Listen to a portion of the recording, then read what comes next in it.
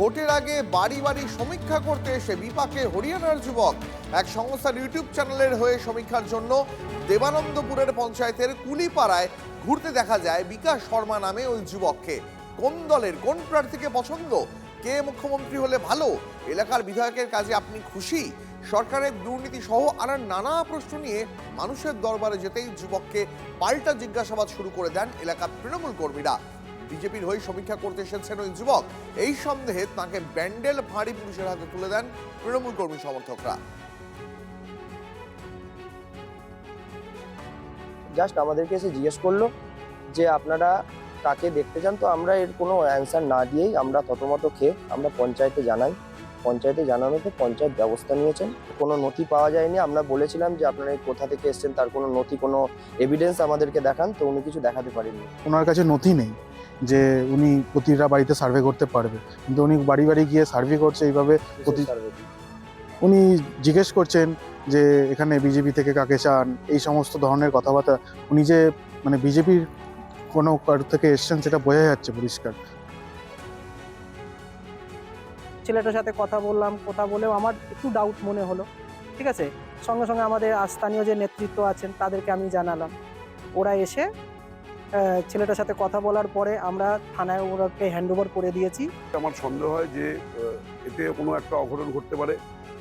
যারা বাইরে ঘোরাঘুরি, বাইরে থেকে এসে এখানে ঘোরাঘুরি করছে না বলে মানুষের বাড়িতে ঢুকে পড়ছে বা বিভিন্ন প্রশ্ন করছে, আমি প্রশাসনকে জানাই, ব্যান্ডেল পিপির বড়বাবুকে ব্যাপারটা জানাই। একটা সংস্থা আইকার ওনার কাছে থাকতেই পারে, কিন্তু সেই সংস্থাটা অ্যাকচুয়ালি তার অধিকার, সংস্থাটা অধিকার কতটা আছে, সে কোন চ্যানেল, তার কতটা অধিকার, আর সে কতটা বাড়ি বাড়ি ঢুকতে পারে কিনা, সে কীভাবে কী করতে পারে কিনা, সেটাও তো আমাদের জানার জন্য বলেছি।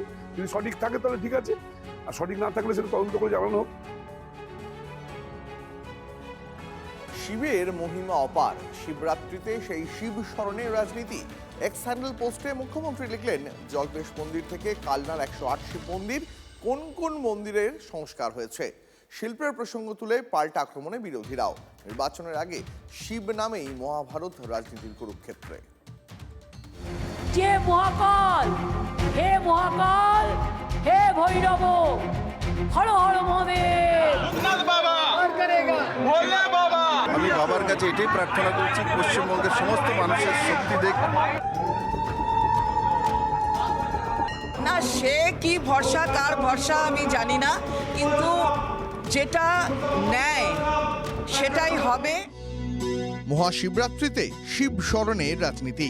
সকালেই শুভেচ্ছা জানিয়ে পোস্ট মুখ্যমন্ত্রীর লিখলেন, ধর্মীয় সম্প্রীতির ঐতিহ্য বজায় রাখতে ধর্মস্থান সংস্কার করেছে সরকার। কোন কোন মন্দিরের সংস্কার? জল্পেশ মন্দির থেকে কালনার 108 শিব মন্দির, দীর্ঘ তালিকা মুখ্যমন্ত্রীর পোস্টে। সেখানে উল্লেখ করা হয়েছে মহাকাল মহাতীর্থের কথাও। দিদি পশ্চিমবঙ্গে কত মন্দির করেছেন সেই মন্দিরের হিসাব দিলেন, ভালো লাগলো। খুশি হতাম যদি আপনার আমলে বাংলায় কতগুলো শিল্প স্থাপন হয়েছে তার হিসাবটা দিতেন, বাংলার বেকার যুবকরা আরো খুশি হতো। মুখ্যমন্ত্রী মমতা বন্দ্যোপাধ্যায় শিবের গাজন গেয়েছেন, কিন্তু মনে রাখতে হবে শিবরাত্রি হচ্ছে দেবাদিদেব মহাদেবের বিবাহের দিন। তো শিবজির যে বরাত, শিবের যে বরযাত্রী হিসেবে আজকে উনি পশ্চিমবঙ্গের 294টি বিধানসভায় বেকারদের লাইনে দাঁড় করিয়েছেন। শিবরাত্রি দিনই যুব সাথীর ভাতা দিতে শুরু হয়েছে ক্যাম্প রাজ্য জুড়ে। ঠিক সেখানেই বাংলায় বেকারত্বকে হাতিয়ার করে আক্রমণে বিরোধীরা। পাল্টা দিলেন কুণাল ঘোষও। দিল্লিতে বেকারত্ব, কর্মসংস্থানটা বৃদ্ধি নেই, বেকারত্বের হার বাড়ছে সারা দেশের গড়। পশ্চিমবঙ্গে উল্টো, পশ্চিমবঙ্গে কর্মসংস্থানটা বাড়ছে আর বেকারত্বের হারটা কমছে। মহাশিবরাত্রির দিন সকাল থেকেই শিব স্মরণে বিজেপিও। শ্রমিক ভট্টাচার্য থেকে বিপ্লব দেব, ভূতনাথের আরাধনায় রাজনীতি। আপনারা জানেন মমতা বন্দ্যোপাধ্যায় যে ঘরটায় থাকেন যুগ যুগ ধরে, সেই ঘরটার মাথার কাছে একটি শিব মন্দির আছে। আমিও কিন্তু ব্রাহ্মণ পরিবারের মেয়ে।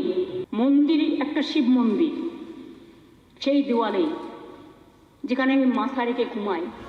দীঘার জগন্নাথ ধাম, নিউটাউনের দুর্গাঙ্গনের পর শিলিগুড়িতে মহাকাল মন্দির শিলান্যাস হয়েছে 26-এর ভোটের ঠিক আগে আগে।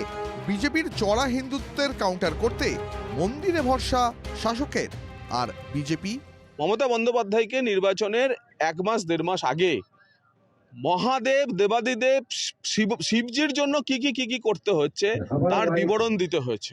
আপনি বুঝে গেছেন যে সনাতন বাংলার সনাতনীরা আজ আপনার থেকে মুখ ফিরিয়েছে, তাই আজ জগন্নাথ মন্দির, মহাকাল, শিবরাত্রি এত কিছু করতে হচ্ছে।